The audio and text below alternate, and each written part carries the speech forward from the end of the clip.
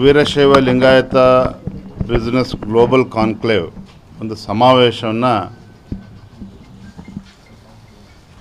ಸಮಾಜದ ವತಿಯಿಂದ ಆಯೋಜನೆ ಮಾಡಿದ್ದಾರೆ.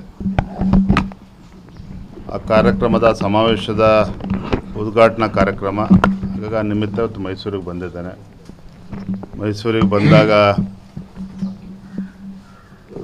ಮಠಕ್ಕೆ ಭೇಟಿ ಕೊಟ್ಟು ಪರಮ ಪೂಜ್ಯರ ಒಂದು ಆಶೀರ್ವಾದನ ಪಡೆದುಕೊಂಡು ಹೋಗ್ತಕ್ಕಂಥದ್ದು. ಹಿಂದಿನ ಕೂಡ ತಂದೆಯವರು ಕೂಡ ಮಾಡ್ಕೊಂಡು ಬಂದಿದ್ದಾರೆ. ನಾನು ಕೂಡ ಪೂಜ್ಯ ಸ್ವಾಮೀಜಿಯವ್ರನ್ನ ಭೇಟಿ ಮಾಡಿ ಅವರ ಆಶೀರ್ವಾದ ಹಾಗೂ ಮಾರ್ಗದರ್ಶನ ಪಡೆದುಕೊಂಡಿದ್ದೇನೆ. ಸರ್, ನಿನ್ನೆ ಏನು ಬೀದರ್ನಲ್ಲಿ ಆದಂತಹ ಇನ್ಸಿಡೆಂಟ್ ಇದೆ, ATM ಅನ್ನು ಕಳ್ತನ ಮಾಡಿದಂಥ ಇಬ್ಬರು ಕಳ್ಳರು ಕೂಡ ಹೈದರಾಬಾದ್ವರೆಗೆ ಬೈಕಲ್ಲಿ ಟ್ರಾವೆಲ್ ಮಾಡಿದ್ದಾರೆ. ಅಲ್ಲಿವರೆಗೂ ಕೂಡ ಪೊಲೀಸರು ಹಿಡಿಯೋಕ್ಕಾಗಿಲ್ಲ. ಲ್ಯಾಂಡ್ ಆರ್ಡರ್ ಏನಾಗ್ತಾ ಇದೆ, ಶೂಟೌಟ್ಗಳಾಗ್ತಾ ಇದೆ. ಕಳೆದ ಕೆಲವು ದಿನಗಳಿಂದ ನಡೀತಾ ಇರ್ತಕ್ಕಂಥ ಘಟನೆಯನ್ನು ನೀವು ಮೆಲುಕು ಹಾಕೋದಾದರೆ, ಮೊನ್ನೆ ಗುಲ್ಬರ್ಗಾದಲ್ಲಿ ಮಹಾಲಕ್ಷ್ಮಿ ಅಂತಕ್ಕಂಥ ಬಾಲಕಿ ಮೇಲೆ ಅತ್ಯಾಚಾರ ಪ್ರಕರಣ ದಾಖಲಾಗಿದೆ. ಆ ಪುಟ್ಟ ಬಾಲಕಿ ಮೇಲೆ ಅತ್ಯಾಚಾರ ಆಗಿದೆ. ಚಾಮರಾಜಪೇಟೆನಲ್ಲಿ ಹಸುಗಳ ಕೆಚ್ಚಲನ್ನು ಕಡ್ದಾಕಿರ್ತಕ್ಕಂಥದ್ದು. ಯಾವ ಪುಣ್ಯ ಭೂಮಿ ಮೇಲೆ ಹಸು ಗೋಮಾತೆ ಅಂತೇಳಿ ನಾವು ಪೂಜೆ ಮಾಡ್ತೀವೋ, ಗೋಮಾತೆ ಜೊತೆ ಯಾವ ರೀತಿ ನಡೆದುಕೊಂಡಿದ್ದಾರೆ ದುಷ್ಟರು ಅನ್ನೋದನ್ನು ನೀವು ನೋಡ್ತಾ ಇದ್ದೀರಿ. ಮತ್ತೊಂದು ಕಡೆ ಮೊನ್ನೆ ಬೀದರ್ನಲ್ಲಿ ನಡೆದಿರ್ತಕ್ಕಂಥ ಘಟನೆ ಅಂದರೆ ಪದೇ ಪದೇ ಪದೇ ಪದೇ ದೇಶದಲ್ಲಿ ಯಾವುದೇ ರಾಜ್ಯದಲ್ಲಿ ಈ ರೀತಿ ಘಟನಾವಳಿಗಳು ನಡೀತಾ ಇಲ್ಲ. ಕರ್ನಾಟಕದಲ್ಲಿ ಮಾತ್ರ ಈ ರೀತಿ ನಡೀತಾ ಇದೆ ಅಂತ ಹೇಳಿದರೆ, ಈ ದೇಶದ್ರೋಹಿಗಳು ಏನಿದ್ದಾರೆ, ಕೆಲವರು ಅಲ್ಪಸಂಖ್ಯಾತರು ದೇಶದ್ರೋಹಿಗಳು ಏನಿದ್ದಾರೆ, ಇವ್ರನ್ನ ಮಟ್ಟ ಹಾಕ್ತಕ್ಕಂಥ ಕೆಲಸ ರಾಜ್ಯ ಸರ್ಕಾರ ಮಾಡ್ತಾ ಇಲ್ಲ. ಹಾಗಾಗಿ ಯಾರು ಏನು ಬೇಕಾದರೂ ಮಾಡ್ಬೋದು. ಒಂದು ರೀತಿ ನಮ್ಮ ರಾಜ್ಯದಲ್ಲಿ ಕಾನೂನು ಯಾವುದೂ ಕೂಡ ಇಲ್ಲ. ಗೃಹ ಸಚಿವರು ಇದ್ರ ಬಗ್ಗೆ ಮಾತನಾಡ್ತಾ ಇಲ್ಲ. ಈ ಕಾಂಗ್ರೆಸ್ ಸರ್ಕಾರದ ಅಲ್ಪಸಂಖ್ಯಾತ ತುಷ್ಟೀಕರಣದ ರಾಜಕಾರಣದ ನೀತಿಗಳೇನು ಅನುಸರಿಸ್ತಾ ಇದ್ದಾರೆ, ಇದರ ಪರಿಣಾಮನೇ ಈ ರೀತಿ ಘಟನೆಗಳು ನಡೀತಾ ಇದೆ ಇವತ್ತು ಕರ್ನಾಟಕ ರಾಜ್ಯದಲ್ಲಿ. ರಾಜ್ಯ ಸರ್ಕಾರ ಇದ್ರ ಬಗ್ಗೆ ಗಂಭೀರವಾಗಿ ತಗೊಳ್ಳೋದಕ್ಕೂ ಕೂಡ ತಯಾರಿಲ್ಲ. ಮತ್ತೊಂದು ಕಡೆ ಭ್ರಷ್ಟಾಚಾರ. ಗುಲ್ಬರ್ಗಾನಲ್ಲಿ ಕಾಂಟ್ರಾಕ್ಟರ್ ಸತೀಶ್ ಆತ್ಮಹತ್ಯೆಯನ್ನು ಮಾಡಿಕೊಂಡ್ರು.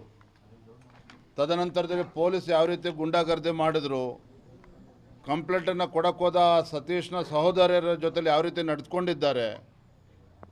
ಈಗೇನೋ ನಾವು ಭಾರತೀಯ ಜನತಾ ಪಾರ್ಟಿ ಹೋರಾಟ ಮಾಡಿದ್ವಿ ಅಂತೇಳಿ ಅವನು ಯಾರೋ ಕಾಂಗ್ರೆಸ್ ಪುಡಾರ್ ಇದ್ರು, ಅರೆಸ್ಟ್ ಮಾಡಿ ಅವ್ರನ್ನ ರಾಜಾತಿಥ್ಯ ಕೊಡ್ತಾ ಇದ್ದಾರೆ. ಅಂದರೆ ಎಲ್ಲೊಂದು ಕಡೆ ಸಿದ್ದರಾಮಯ್ಯನವರ ಸರ್ಕಾರ ಅಭಿವೃದ್ಧಿ ಬಗ್ಗೆ ಚಕಾರವನ್ನು ಕೂಡ ಎತ್ತಾ ಇಲ್ಲ. ಅಭಿವೃದ್ಧಿ ಬಗ್ಗೆ ಮಾತನಾಡ್ತಾ ಇಲ್ಲ ಸರ್ಕಾರ ಬಂದ ಮೇಲೆ.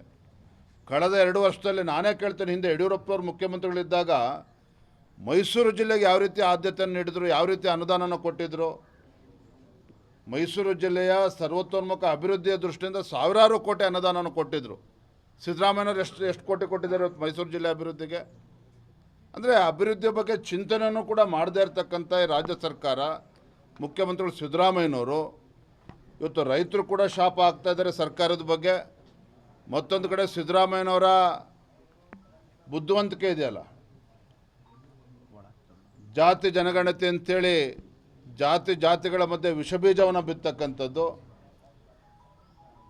ಜಾತಿ ಜನಗಣತಿ ಅಂತಕ್ಕಂಥ ಪಗಡೆ ಆಟ ಅಂತೇಳಿ ಅಂದ್ಕೊಂಡಿದ್ದಾರೆ ಸಿದ್ದರಾಮಯ್ಯನವರು. ಒಂದು ರೀತಿ ರಾಜಕೀಯ ದಾಳವಾಗಿ ಅದನ್ನು, ರಾಜಕೀಯ ಅಸ್ತ್ರವಾಗಿ ಅದನ್ನು ಬಳಸ್ತಾ ಇರ್ತಕ್ಕಂಥದ್ದು ಇದು ದುರಾದೃಷ್ಟ.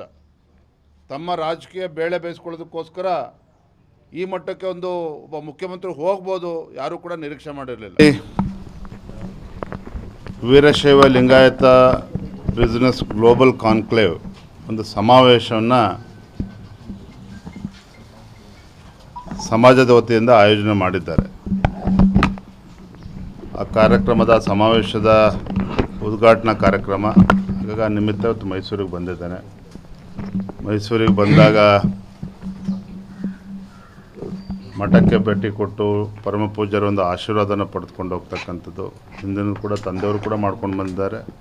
ನಾನು ಕೂಡ ಪೂಜ್ಯ ಸ್ವಾಮೀಜಿಯವ್ರನ್ನ ಭೇಟಿ ಮಾಡಿ ಅವರ ಆಶೀರ್ವಾದ ಹಾಗೂ ಮಾರ್ಗದರ್ಶನ ಪಡೆದುಕೊಂಡಿದ್ದೇನೆ. ಸರ್, ನಿನ್ನೆ ಏನು ಬೀದರ್ನಲ್ಲಿ ಆದಂತಹ ಇನ್ಸಿಡೆಂಟ್ ಇದೆ, ATM ಅನ್ನ ಕಳ್ತನ ಮಾಡಿದಂಥ ಇಬ್ಬರು ಕಳ್ಳರು ಕೂಡ ಹೈದರಾಬಾದ್ವರೆಗೆ ಬೈಕಲ್ಲಿ ಟ್ರಾವೆಲ್ ಮಾಡಿದ್ದಾರೆ. ಅಲ್ಲಿವರೆಗೂ ಕೂಡ ಪೊಲೀಸ್ನವ್ರು ಹಿಡಿಯೋಕ್ಕಾಗಿಲ್ಲ. ಲ್ಯಾಂಡ್ ಆರ್ಡರ್ ಏನಾಗ್ತಾ ಇದೆ, ಶೂಟೌಟ್ಗಳಾಗ್ತಾ ಇದೆ. ಕಳೆದ ಕೆಲವು ದಿನಗಳಿಂದ ನಡೀತಾ ಇರ್ತಕ್ಕಂಥ ಘಟನೆಯನ್ನು ನೀವು ಮೆಲುಕು ಹಾಕೋದಾದರೆ, ಮೊನ್ನೆ ಗುಲ್ಬರ್ಗಾದಲ್ಲಿ ಮಹಾಲಕ್ಷ್ಮಿ ಅಂತಕ್ಕಂಥ ಬಾಲಕಿ ಮೇಲೆ ಅತ್ಯಾಚಾರ ಪ್ರಕರಣ ದಾಖಲಾಗಿದೆ. ಆ ಪುಟ್ಟ ಬಾಲಕಿ ಮೇಲೆ ಅತ್ಯಾಚಾರ ಆಗಿದೆ. ಚಾಮರಾಜಪೇಟೆನಲ್ಲಿ ಹಸುಗಳ ಕೆಚ್ಚಲನ್ನು ಕಡ್ದಾಕಿರ್ತಕ್ಕಂಥದ್ದು. ಯಾವ ಪುಣ್ಯ ಭೂಮಿ ಮೇಲೆ ಹಸು ಗೋಮಾತೆ ಅಂತೇಳಿ ನಾವು ಪೂಜೆ ಮಾಡ್ತೀವೋ, ಗೋಮಾತೆ ಜೊತೆ ಯಾವ ರೀತಿ ನಡೆದುಕೊಂಡಿದ್ದಾರೆ ದುಷ್ಟರು ಅನ್ನೋದನ್ನು ನೀವು ನೋಡ್ತಾ ಇದ್ದೀರಿ. ಮತ್ತೊಂದು ಕಡೆ ಮೊನ್ನೆ ಬೀದರ್ನಲ್ಲಿ ನಡೆದಿರ್ತಕ್ಕಂಥ ಘಟನೆ ಅಂದರೆ ಪದೇ ದೇಶದಲ್ಲಿ ಯಾವುದೇ ರಾಜ್ಯದಲ್ಲಿ ಈ ರೀತಿ ಘಟನಾವಳಿಗಳು ನಡೀತಾ ಇಲ್ಲ. ಕರ್ನಾಟಕದಲ್ಲಿ ಮಾತ್ರ ಈ ರೀತಿ ನಡೀತಾ ಇದೆ ಅಂತ ಹೇಳಿದರೆ, ಈ ದೇಶದ್ರೋಹಿಗಳು ಏನಿದ್ದಾರೆ, ಕೆಲವರು ಅಲ್ಪಸಂಖ್ಯಾತರು ದೇಶದ್ರೋಹಿಗಳು ಏನಿದ್ದಾರೆ, ಇವ್ರನ್ನ ಮಟ್ಟ ಹಾಕ್ತಕ್ಕಂಥ ಕೆಲಸ ರಾಜ್ಯ ಸರ್ಕಾರ ಮಾಡ್ತಾ ಇಲ್ಲ. ಹಾಗಾಗಿ ಯಾರು ಏನು ಬೇಕಾದರೂ ಮಾಡ್ಬೋದು. ಒಂದು ರೀತಿ ನಮ್ಮ ರಾಜ್ಯದಲ್ಲಿ ಕಾನೂನು ಯಾವುದೂ ಕೂಡ ಇಲ್ಲ. ಗೃಹ ಸಚಿವರು ಇದ್ರ ಬಗ್ಗೆ ಮಾತನಾಡ್ತಾ ಇಲ್ಲ. ಈ ಕಾಂಗ್ರೆಸ್ ಸರ್ಕಾರದ ಅಲ್ಪಸಂಖ್ಯಾತ ತುಷ್ಟೀಕರಣದ ರಾಜಕಾರಣದ ನೀತಿಗಳೇನು ಅನುಸರಿಸ್ತಾ ಇದ್ದಾರೆ, ಇದರ ಪರಿಣಾಮನೇ ಈ ರೀತಿ ಘಟನೆಗಳು ನಡೀತಾ ಇದೆ ಕರ್ನಾಟಕ ರಾಜ್ಯದಲ್ಲಿ. ರಾಜ್ಯ ಸರ್ಕಾರ ಇದ್ರ ಬಗ್ಗೆ ಗಂಭೀರವಾಗಿ ತಗೊಳ್ಳೋದಕ್ಕೂ ಕೂಡ ತಯಾರಿಲ್ಲ. ಮತ್ತೊಂದು ಕಡೆ ಭ್ರಷ್ಟಾಚಾರ. ಗುಲ್ಬರ್ಗಾನಲ್ಲಿ ಕಾಂಟ್ರಾಕ್ಟರ್ ಸತೀಶ್ ಆತ್ಮಹತ್ಯೆಯನ್ನು ಮಾಡಿಕೊಂಡ್ರು. ತದನಂತರದಲ್ಲಿ ಪೊಲೀಸ್ ಯಾವ ರೀತಿ ಗುಂಡಾಗರ್ದಿ ಮಾಡಿದ್ರು, ಕಂಪ್ಲೇಂಟನ್ನು ಕೊಡೋಕ್ಕೋದ ಸತೀಶ್ನ ಸಹೋದರರ ಜೊತೆಲಿ ಯಾವ ರೀತಿ ನಡೆದುಕೊಂಡಿದ್ದಾರೆ. ಈಗೇನೋ ನಾವು ಭಾರತೀಯ ಜನತಾ ಪಾರ್ಟಿ ಹೋರಾಟ ಮಾಡಿದ್ವಿ ಅಂತೇಳಿ ಅವನು ಯಾರೋ ಕಾಂಗ್ರೆಸ್ ಪುಡಾರ್ ಇದ್ರು, ಅವ್ನ ಅರೆಸ್ಟ್ ಮಾಡಿ ಅವ್ರನ್ನ ರಾಜಾತಿಥ್ಯ ಕೊಡ್ತಾ ಇದ್ದಾರೆ. ಅಂದರೆ ಎಲ್ಲೊಂದು ಕಡೆ ಸಿದ್ದರಾಮಯ್ಯನವರ ಸರ್ಕಾರ ಅಭಿವೃದ್ಧಿ ಬಗ್ಗೆ ಚಕಾರವನ್ನು ಕೂಡ ಎತ್ತಾ ಇಲ್ಲ. ಅಭಿವೃದ್ಧಿ ಬಗ್ಗೆ ಮಾತನಾಡ್ತಾ ಇಲ್ಲ ಸರ್ಕಾರ ಬಂದ ಮೇಲೆ. ಕಳೆದ 2 ವರ್ಷದಲ್ಲಿ ನಾನೇ ಕೇಳ್ತೇನೆ, ಹಿಂದೆ ಯಡಿಯೂರಪ್ಪನವರು ಮುಖ್ಯಮಂತ್ರಿಗಳಿದ್ದಾಗ ಮೈಸೂರು ಜಿಲ್ಲೆಗೆ ಯಾವ ರೀತಿ ಆದ್ಯತೆಯನ್ನು ನೀಡಿದ್ರು, ಯಾವ ರೀತಿ ಅನುದಾನನ ಕೊಟ್ಟಿದ್ರು.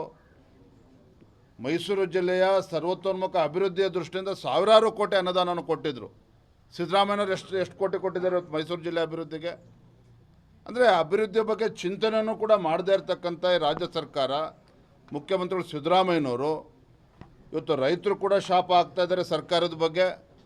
ಮತ್ತೊಂದು ಕಡೆ ಸಿದ್ದರಾಮಯ್ಯನವರ ಬುದ್ಧಿವಂತಿಕೆ ಇದೆಯಲ್ಲ, ಜಾತಿ ಜನಗಣತಿ ಅಂಥೇಳಿ ಜಾತಿಗಳ ಮಧ್ಯೆ ವಿಷಬೀಜವನ್ನು ಬಿತ್ತಕ್ಕಂಥದ್ದು, ಜಾತಿ ಜನಗಣತಿ ಅಂತಕ್ಕಂಥ ಪಗಡೆ ಆಟ ಅಂತೇಳಿ ಅಂದ್ಕೊಂಡಿದ್ದಾರೆ ಸಿದ್ದರಾಮಯ್ಯನವರು.